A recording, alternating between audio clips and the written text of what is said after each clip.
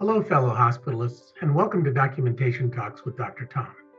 As always, our purpose is to help you get credit for the great work you are already doing. The key to this is to understand and use certain phrases and words that the coders are looking for that illustrate how severely ill your patient really is. In other words, we want to help you document like a genius. Today's topic is malnutrition. Now, I don't know about you, but for me, malnutrition has always been a bit frustrating because I don't always know all the criteria involved. In addition, some of the criteria are not readily available, such as loss of subcutaneous fat stores or decreased grip strength. But to be sure, our objective today is not to turn you into a dietitian, but rather to provide a few guidelines that will help you with A+ documentation for malnutrition.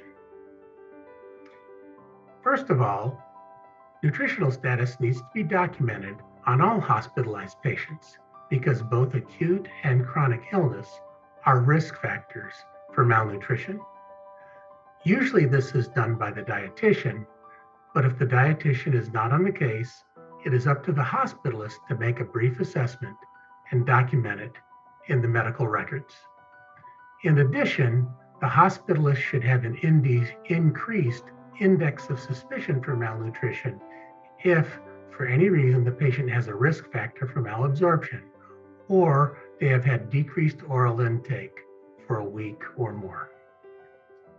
Complete and accurate documentation for malnutrition is really quite easy and requires only 4 elements. The first element is type, which for our patients is usually protein-calorie malnutrition. The second is severity. Now, please refer to the table in the tip sheet for details, but severity is judged either by decreased body mass index, weight loss over time, or a decrease in muscle mass. Third, you need to document etiology.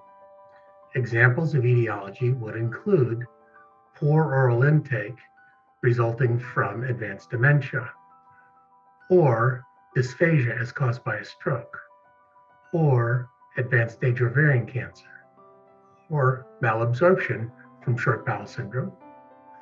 Last, you also need to document a treatment plan. So an example of complete and accurate documentation for malnutrition would be severe protein-calorie malnutrition due to decreased oral intake from advanced dementia, as illustrated by a body mass index of 16. The treatment plan will be to offer oral supplements, finger foods, and assisted feeding 3 times a day. It's that simple. Now for a quick tip. If your EHR offers it and the dietitian is on the case, one thing you can do is co-sign your dietitian's assessment. If this is a possibility and you can do this in your EHR, by all means, take advantage of this option. Now for a quick recap.